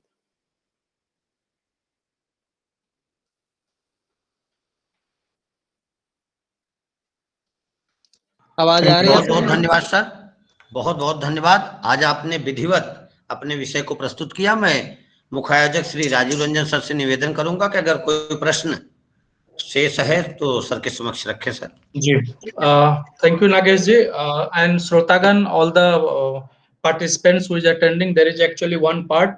I will take your only 10 minutes time and just give you for a few tips for how to take care of hearing aid during this pandemic. Bear with us. I will take your 10 to 15 minutes. Okay, जैसा कि आपको बताया अभी श्री कुसुम sir ने कि कैसे आप अपने कान को सही सलामत रख सकते हैं, ठीक है। तो उन्होंने ईयर हाइजीन के बारे में बहुत अच्छे से बात करी। और एक लोगों ने क्वेश्चन भी पूछा था, सर एनाटॉमी क्यों बता रहे हो। I think whoever is understanding, getting, listening this presentation, especially with the ear or knows anything, if you want to get take care of all these parts, I think we should learn about some of the anatomy to understand better the function of that part, so we can care it. So that's what he has spoken about this, and in that top of that year hygiene, जिन्होंने really बहुत अच्छे से बात बताया कि किस तरह से आप अपने ईयर को हाइजीन कर रख सकते हैं। And any requirement of your medical checkup, please contact your ENT specialist. So that was very nice of the point of the regarding ear, because other than that, if you have any problem like he has mentioned, you need to go to the ENT specialist. I will not say to anyone else, but only to the ENT specialist. If you have only listening and hearing problem, yes, of course you need to come to the audiologist. But anything other than that, like ear pain, ear discharge, पानी आना, कान दुखना, खुजलाना, तो आपको हमेशा ENT से मिलना है और tele consultation लेना है in this pandemic. Coming to the hearing aid, hearing aid में आपने देखा होगा कि बनिक सर ने बताया कि आप डायरेक्ट हियरिंग एड के ऊपर स्प्रे ना करें, राइट। यदि आपका बच्चा या आप कहीं भी जाते हैं, बाहर जाते हैं, घर आए, मशीन को निकाला, उस पे स्प्रे कर दिया, नहीं। तो सबसे पहले तो आप ये करेंगे कि नॉट ओनली आज के दिन में सैनिटाइजर, बट कोई भी लिक्विड, पानी हो, कुछ भी हो, डायरेक्ट उस पे नहीं जाना चाहिए, नहीं तो आपका मशीन का जो माइक्रोफोन है वो खराब हो जाएगा। तो ये एक चीज ध्यान रखना है। दूसरा है कि धूल मिट्टी, मान लीजिए बच्चे बाहर खेलने गए और एज ए बुजुर्ग हम खेलने तभी पेंडेमिक में नहीं जा सकते, बट मान लीजिए कि घर से बाहर ही आप निकले, आंधी आई, जैसे अभी जो मौसम बना हुआ है या लास्ट वीक में बना था, तो उसमें ज्यादा पार्टिकल्स मशीन के ऊपर भी आते हैं। और मशीन भी आप लोगों को पता होगा कि बहुत सारे होते हैं, बॉडी लेवल होता है, कान के पीछे होता है, तो मोस्टली कान के पीछे वाला और बॉडी लेवल पे डर्ट ज्यादा जम सकता है। तो उसको क्या करना है, पानी में नहीं डालना है उस समय, उसको क्या करना है, धीरे धीरे हल्के से उसमें एक कपड़ा दिया होता है या एक कॉटन कपड़ा से या रुई से धीरे धीरे उसको आप साफ कर सकते हैं, ठीक है। एंड तीसरी बात, आप क्या करते हैं, मान लीजिए कि आप बोले बेटा चलो अंदर चलो, हो गया बस अब सोने का टाइम है, इसको रखना है।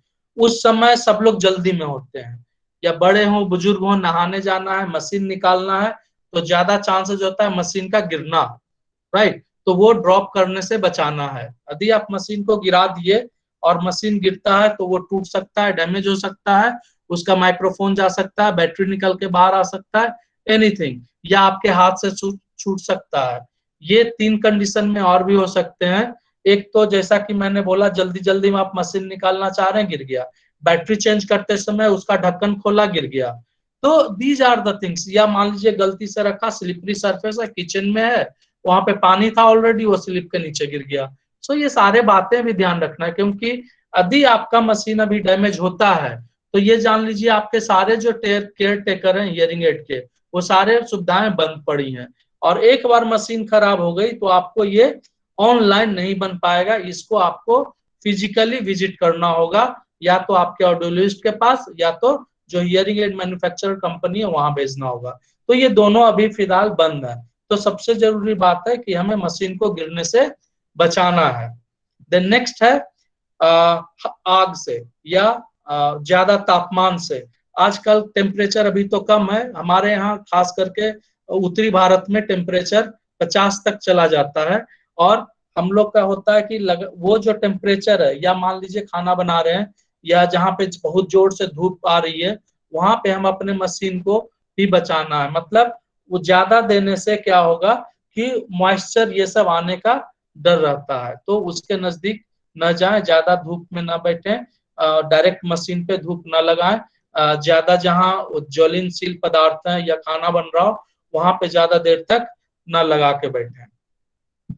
फिर है आपका मॉइस्चर। अब मान लीजिए क्या करते हैं, हम नहाने जाते हैं, या मान लीजिए स्टीम ले रहे हैं, माइक्रोवेव है, बहुत सारे चीज है, और या तो गर्मी है, बारिश हुआ टेम्परेचर, तो क्या होता है कहीं ना कहीं मॉइस्चर ज्यादा आने लगता है।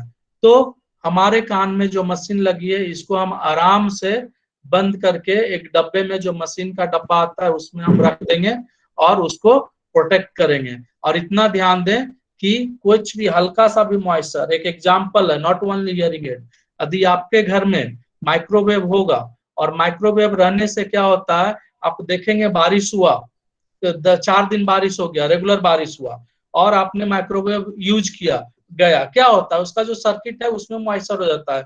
बारिश का नमी था, गर्मी हुआ, एकाएक चला गया। तो this is same thing happen with any electrical appliances, that is also for the hearing add. ठीक है, तो इसमें आपको ये बचाना है। नेक्स्ट है, ये मॉइस्चर से आपको बचा लिए, then you have to also protect it from the क्या बोलते हैं इसको, जो जिसे हम लोग साफ करते हैं ना मशीन को, तो क्या करते हैं कि जल्दी जल्दी साफ करना है। देखिए कोई भी चीज को आप अपने घर के यूटेंसिल्स को ले लीजिए, फ्रिज को ले लीजिए, जल्दी जल्दी साफ करने में क्या होता है, कभी कभी कंपार्टमेंट का ढक्कन खुला रह जाता है, कभी कुछ अलग हो जाता है। तो सिमिलरली इज हियर आल्सो, जब हम क्लीन करने बैठते हैं ना, मान लीजिए जोर से खोल दिया, मान लीजिए बैटरी कंपार्टमेंट ही टूट गया, या उसका ऑन ऑफ वॉल्यूम ही टूट गया, तो दीज आर द प्रॉब्लम। तो जब हम क्लीन करते हैं तो उसको आराम से क्लीन करें। कपड़ा ले लें, ठीक है, डिमोल्ड यूज कर रहे हैं तो गुनगुना पानी ले लें, उसमें हम यूज कर सकते हैं।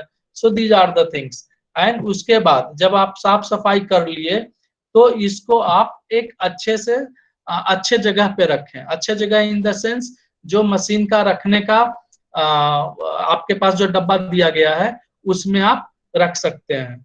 उससे ये होगा कि आपका प्रॉब्लम नहीं आएगा लाइक मॉइस्चर। और ज्यादा देखा गया है यदि इस पेंडेमिक में आपका मशीन में पानी हल्का चला गया, मॉइस्चर चला गया, तो उसको आप जिपर बैग जो आता है प्लास्टिक का, उसमें डाल के चावल के बॉक्स में रख दें। घरेलू उपाय है ये, अन्यथा ना लें, उससे थोड़ा सा मॉइस्चर चला जाता है, आप उसको रीयूज कर सकते हैं। तो ये एक और मैं उसके लिए बताऊंगा हियरिंग एड के लिए। और जो मशीन है उसको बच्चों से और जो यदि आपके घर में पेट्स हैं उनसे दूर रखें। नहीं तो बच्चे उठा के, उनको कुछ मालूम नहीं है कि ये क्या है नहीं है, उनको आज जो भी सामान है उनको खेलना है बस घर में इस पेंडेमिक में। तो बच्चे से दूर रखिए, पेट से दूर रखिए, ताकि आपका मशीन सेफ रहे। ठीक है। फिर है जैसे ही मशीन, जैसा भी मैं बोला, मान लीजिए इस पेंडेमिक में आपका मशीन खराब होता भी है तो इसको अन्यथा किसी इलेक्ट्रिकल इलेक्ट्रॉनिक शॉप में ना दें, इसको प्रोफेशनल से कंसल्ट करें, ऑडियोलॉजिस्ट से या तो मैन्युफैक्चर कंपनी से, कि आपके मशीन को वो फाइन ट्यून कर सके। यदि आपको ज्यादा दिक्कत है तो आप वीडियो के थ्रू बताया भी जा सकता है कि आप इस तरह से इसको देख सकते हैं। ठीक है। अब मान लीजिए क्या होता है कभी कभी कि आवाज कम आ रही हो मशीन में, राइट, मशीन की आवाज बहुत कमी हुई है, तो उसमें आप क्या कर सकते हैं, देखिए कि बैटरी का कंपार्टमेंट तो लूज नहीं है, अच्छे से प्रॉपर बंद तो नहीं है, बैटरी उसका है कि नहीं है। तो ये 2-3 चीजें आपको ध्यान रखना। यदि बैटरी खत्म हो गई है तो नया बैटरी रिप्लेस कीजिए। नया बैटरी रिप्लेस करने के बाद भी यदि नहीं आ रहा है तो शायद मशीन को रिप्रोग्रामिंग की जरूरत है, रिप्रोग्रामिंग कर सकते हैं। उसके बाद भी नहीं आ रहा, then we need to send it for the repair, but ये फाइन ट्यून हम कर सकते हैं। देन नेक्स्ट है हमारा, मान लीजिए कि साउंड आता है, विसिल साउंड आता है, कू कू इस तरह से। तो अगेन बहुत सारे बच्चे हैं या बहुत सारे एडल्ट हैं जो ईयर मोड लगाते हैं, तो ये जो स्क्विलिंग साउंड है ये उससे नहीं फिट बैठने की वजह से होता है। तो जब ये नहीं बैठता है तो वो आप देखेंगे कि उसको ठीक से करें, या तो वो दूसरे एक कान का मशीन दूसरे कान में तो नहीं पहन ली है, लूज तो नहीं है। तो there are many things, battery compartment loose है, वॉल्यूम ज्यादा है, तो ये सबको आप कम कर सकते हैं, तो ये थोड़ा सा खत्म हो जाएगा। और कभी कभी क्या होता है, जो साउंड ट्यूब होता है ना, जो एक प्लास्टिक का ट्यूब होता है जो ईयर मोल से और मशीन से जुड़ा होता है, वो ब्लॉक हो जाता है, तो उसको आप साफ कर सकते हैं। और कभी कभी वो ब्लॉक होता है, जैसा कि अभी कुसुम जी ने भी बताया कि कान में जो वैक्स होता है, गंदगी होता है, उससे भी वो जम जाता है उसमें, तो उसको भी हम गुनगुने पानी से लेके उसको साफ, मशीन को नहीं टिप्स को साफ कर सकते हैं।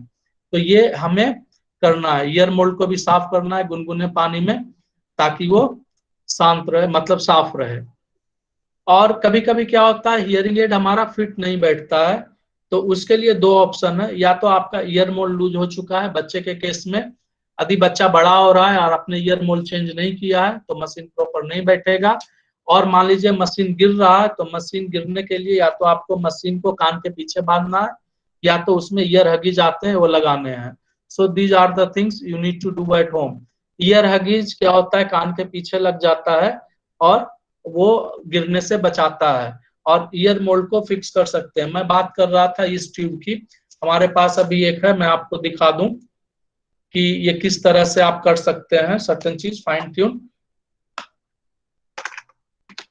ये मैं इसकी बात कर रहा था, एक मिनट दें, इस ट्यूब के बारे में बात कर रहा था, आपको दिख रहा होगा, तो ये ट्यूब है, यही ट्यूब को साफ करना होता है। यदि इसमें कुछ चला गया तो इसको गर्म पानी में डाल के हल्का सा कुछ हल्का सा ले लें और इसको साफ करें और इसको ड्राई करने छोड़ दें। बैटरी कंपार्टमेंट की बात करें तो बैटरी कंपार्टमेंट जब हम खोलते हैं तो इस तरह से इसको बस अच्छे से देख लें कि इसमें बैटरी, ये जो कंपार्टमेंट है ये ठीक से लगा है कि नहीं। यदि थोड़ा भी ओपन रहा तो ये आवाज नहीं आएगी, यदि बैटरी खराब भी हो गई है तो आवाज नहीं आएगी। बैटरी चेक करने का सबसे अच्छा तरीका है कि ऊपर के तरफ इसमें प्लस लिखा रहेगा, आप इसमें देखेंगे इसमें प्लस लिखा रहता है और इस तरफ ये माइनस होता है, नेगेटिव।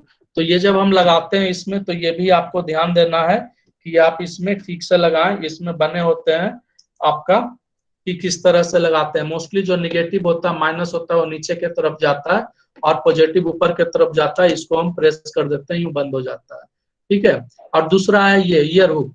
ईयर हुक भी कभी कभी लूज हो जाता है, जिसको देखिए मैं घुमा पा रहा हूँ ऐसे, ये कभी कभी लूज हो जाता है, तो इससे भी आवाज ठीक से नहीं आता है। तो इसको भी हमें इसको प्रेस करना है और इसको भी थोड़ा साफ करना है, बट मेक श्योर यदि ये निकलता है इसको निकाल के साफ करना है। ऑन ऑफ बटन को ज्यादा नहीं दबाना, जैसा कि मैं बता रहा था आपको, यदि ऑन ऑफ बटन ज्यादा दबाएंगे तो आप इसको प्रॉब्लम कर सकते हैं, ठीक है। तो ये तो मैंने बात किया आपका बॉडी लेवल के बारे में, सॉरी बीटी के बारे में।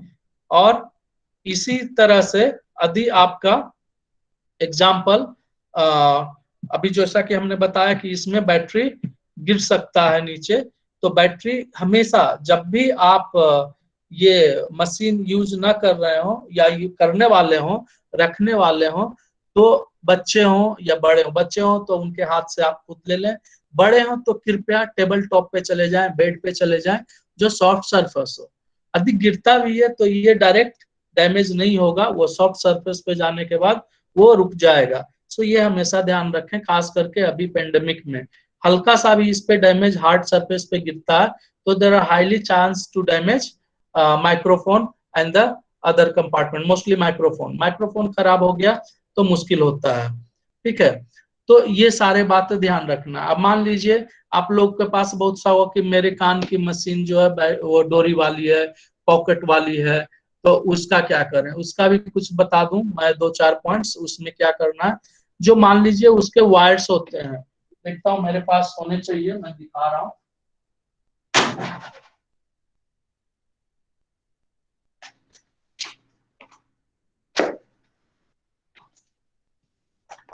ये पॉकेट मॉडल पे मान लीजिए ये जो वायर्स होते हैं ना, हम सबसे पहले बोलेंगे कि ये वायर्स को खींचे नहीं, ठीक है, ये इसको खींचे नहीं, ये वायर्स है, इसको कॉर्ड बोलते हैं, इसको खींचे नहीं। हमेशा जब भी इसको बंद करना हो या लगाना हो, इस तरह से हाथ से लें और इसको कान में लगाएं। इसमें भी देखिए, इसमें भी टिप्स होते हैं, ये भी डिटेचेबल है, ये भी निकल जाता है, ये भी साफ होता है। सिमिलरली ईयर मोड लगने से इसमें साफ कर सकते हैं। ये रिसीवर होता है, जैसे बीटी में होता है उसके अंदर, इसमें बाहर होता है। ये नीचे न गिराएं, इसको भी सॉफ्ट सरफेस पे रखें, क्योंकि ये नीचे गिरने से ये अगेन डैमेज हो जाता है और रिसीवर आपका दिक्कत हो जाएगा। तो जो बॉडी लेवल यूज कर रहे हैं at the moment nobody uses body level, but still बहुत सारे ऐसे लोग हैं, बुजुर्ग लोग हैं गांव ग्राम में, अभी भी ये मशीन ज्यादा बुजुर्ग लोगों के लिए फायदेमंद होता है, क्योंकि ये इजी टू एक्सेस है, लगाया निकाल लिया। ये फाइन ट्यून का है बीटी, और आईटीसी सीआईसी उसमें और ज्यादा है। तो अभी हमारे जो लोकल गांव वाले हैं, मतलब जो यूज कर रहे हैं, उनके लिए ये है, अन्यथा आप न लें कि क्या आप बॉडी लेवल के बारे में बता रहे हो। सिमिलरली इसमें भी बैटरी निकालने के बाद ऊपर के तरफ प्लस, नीचे के तरफ माइनस, तो बैटरी बदलते समय ये ध्यान रखें कि आप हमेशा प्लस ऊपर के तरफ रखें, माइनस नीचे के तरफ रखें। ढक्कन को बंद कर दें अच्छे से, और ऑन ऑफ बटन को ज्यादा जोर से ना दबाएं, नहीं तो ये टूटने का डर होता है। वॉल्यूम कंट्रोल हमेशा जितना प्रिस्क्राइब किया गया है मोस्टली 3 to 5 के बीच में रखें। ज्यादा डाल रखेंगे, बढ़ाएंगे तो कान से स्क्वीलिंग आवाज आएगी। तो ये सारे चीजें कॉमन है, तो ये आप घर पे रह के भी मॉनिटर कर सकते हैं और इसको अच्छे से रख रखाव कर सकते हैं, ठीक है। बाकी हमारा आई थिंक आप जितने लोग भी जुड़े हुए हैं हमारे साथ, या जितने लोग हमको सुन रहे हैं, देख रहे हैं हमारे सीआरसी के थ्रू, आप सब लोगों को अवगत होगा कि हमारा सीआरसी और every staff including me numbers social media पे फ्लोट हुए पड़े हैं, दिए गए हैं। आप इस तरह से यदि कुछ दिक्कतें आती हैं हियरिंग एड में, जो कि ब्रेकेबल नहीं, ब्रेकेबल बिना प्रॉब्लम है, मैं बोलूंगा यदि ब्रेक हो गया, आपका हियरिंग एड टूट चुका है, या उसके अंदर पानी चला गया है, या कुछ और आग में चला गया है, तो even I think I will also not help you, क्योंकि वो रिपेयर है, वो रिपेयर करने के लिए कंपनी जाता है। But at present if similarly some other problem like अरे कल काम कर रहा था अभी नहीं कर रहा, तो आप हमें भी कॉल कर सकते हैं, मेल लिख सकते हैं, आपको उसमें थोड़ा बहुत आपको बताया जा सकता है जब भी आप करेंगे तो। एंड यस, किसी ने लिखा सर अभी हम लोग बीटी ज्यादा यूज करते हैं, हमने आपको बताया कि अभी हम लोग ज्यादा बीटी यूज करते हैं, बट अभी भी गांव में जहाँ पैसे की कमी है, सोशो इकोनॉमिक स्टेटस पुअर है, वो लोग के पास पैसे नहीं है, तो उनको जो मिल जाए, बॉडी लेवल मिल जाए, वो बॉडी लेवल ही लगाएंगे। और आज भी हमारे देश में ऐसे बहुत सारे लोग हैं जिनको मशीन नहीं मिल पाती है। So okay fine, we need to get it done. तो जो भी है उसके साथ हम ठीक से रख रखाव करें, उसका बचाव करें, ताकि हमें सुनने की दिक्कत न आए, खास करके इस पेंडेमिक में, जहाँ के अभी फिलहाल यूपी में खास करके नेक्स्ट 21 तक सब कुछ बंद है कर्फ्यू के कारण। सो ये सारे उम्मीद करता हूं कि थोड़ा बहुत आपको hearing aid care and maintenance का मालूम हुआ होगा। If you have any questions related to hearing aid और हियरिंग, यू मे आस्क।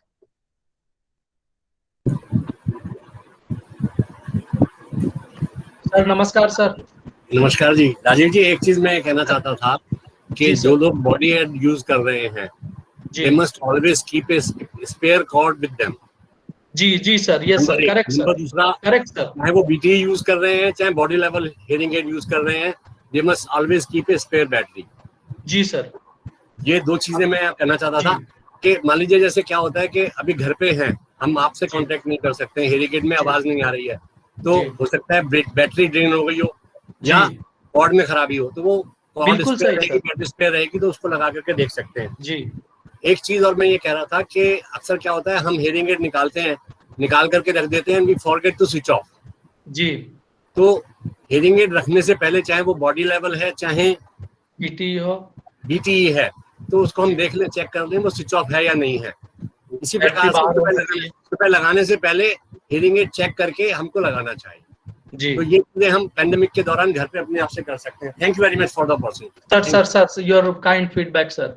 जैसा सर ने बताया, जगदीश सर ने बताया, देखिए सर्टेन चीजें सर ने बहुत अच्छा बताया कि जो कि मैंने अभी जल्दी में नहीं बता पाया आपको। एक चीज और, बैटरी जो है, बैटरी जैसे सर ने बोला उसको निकाल के रख लें, नॉट ओनली कि जैसे ही बंद किया बैटरी कंपार्टमेंट से निकाल दीजिए।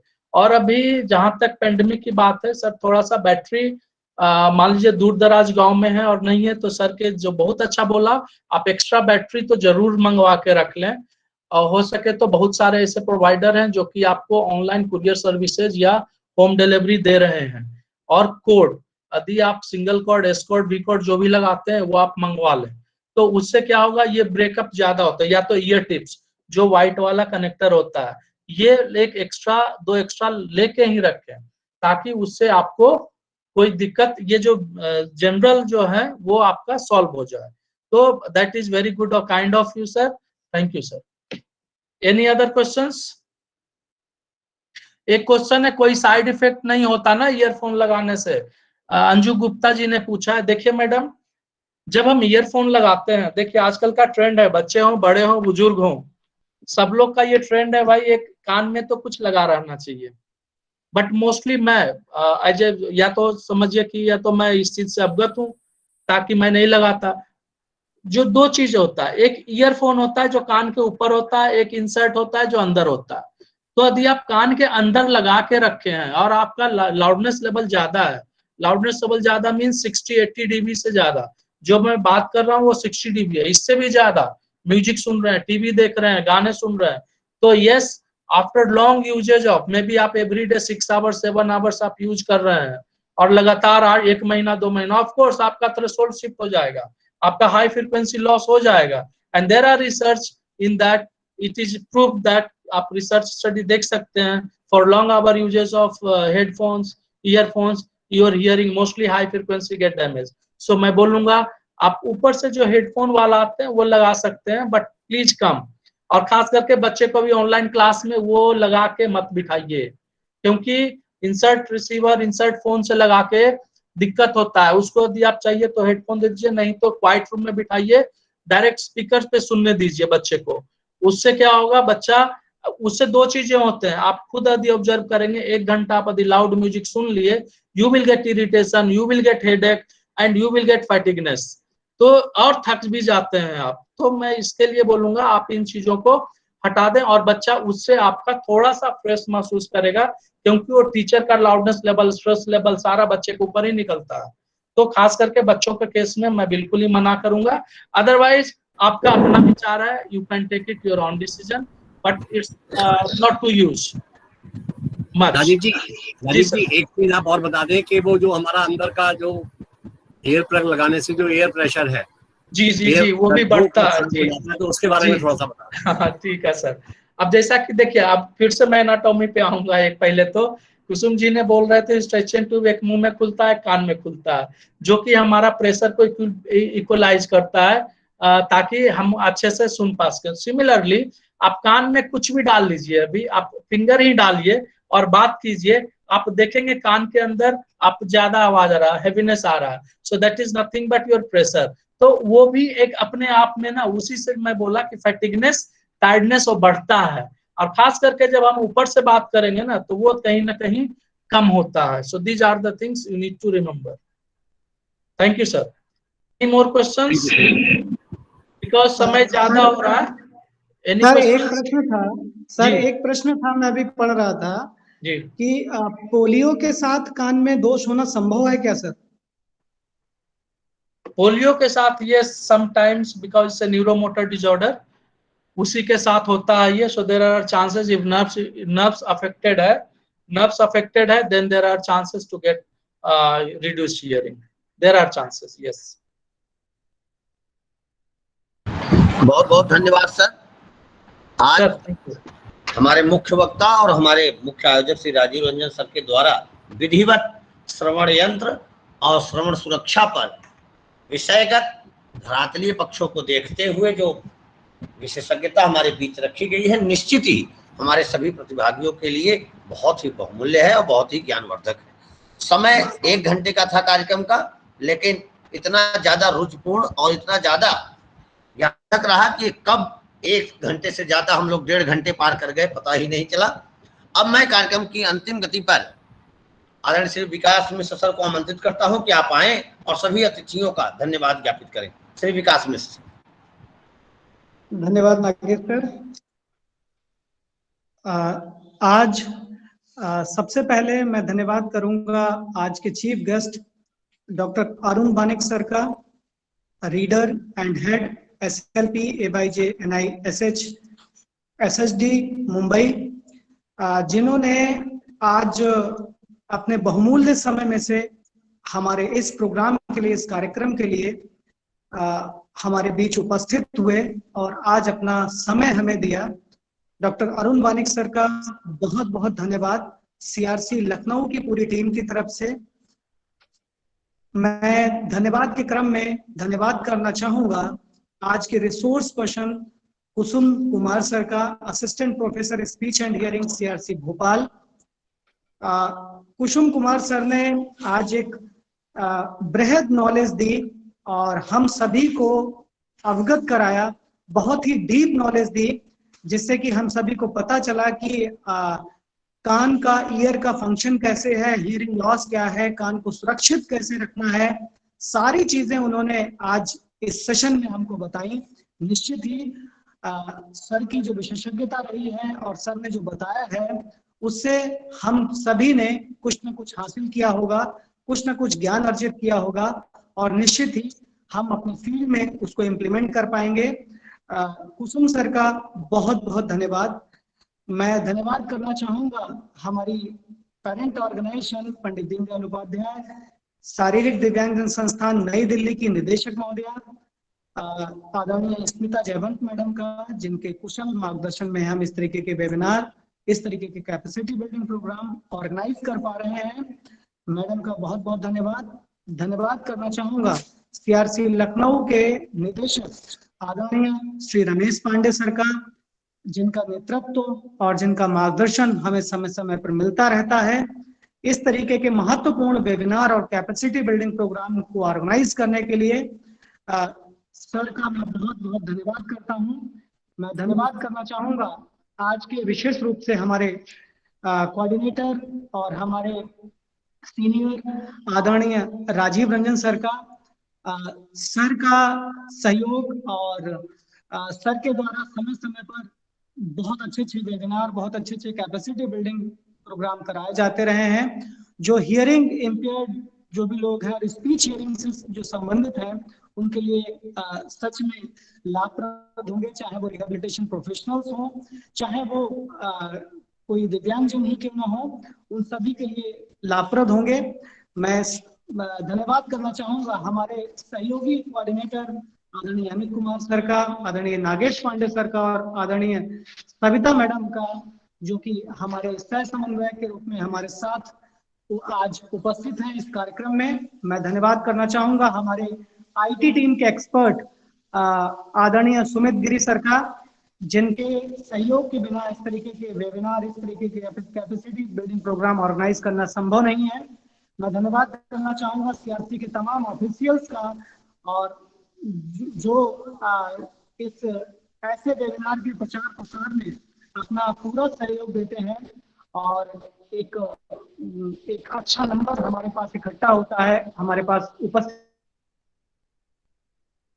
होता है प्रतिभागियों का और एक्सपर्ट का, जिससे कि हम अपनी इस नॉलेज को, अपने इस वेबिनार में जो सब्जेक्ट दिया गया उस सब्जेक्ट को लोगों तक पहुंचा पाए।